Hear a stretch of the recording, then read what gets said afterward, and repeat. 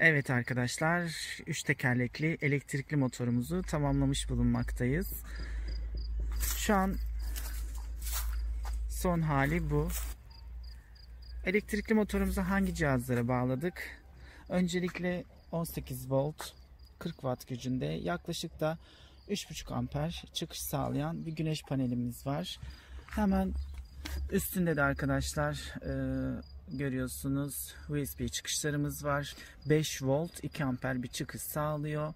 Cep telefonlarımızı da buradan şarj edebileceğiz.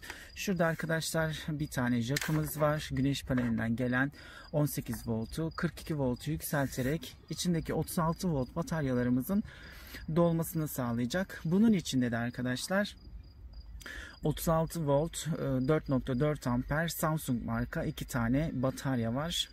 Toplamda 36 volt 9 amper bir batarya olmuş oluyor içinde. 36 volt yaklaşık 350 watt gücünde de bir sürücümüz var. Şurada da gaz kolumuz var arkadaşlar. Açma kapama düğmemiz. Burada da batarya göstergelerimiz var. Burada da led ampulümüz var. Altında düğmemiz mevcut. Açtığımızda gördüğünüz gibi yanıyor. Aynı zamanda burada da göstergelerimiz var.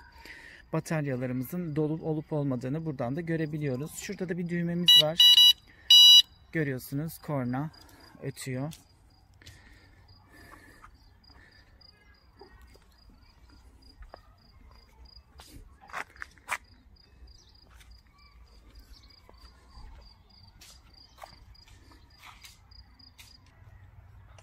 Evet arkadaşlar, şu anda cihazımızın test sürüşlerini yapacağım.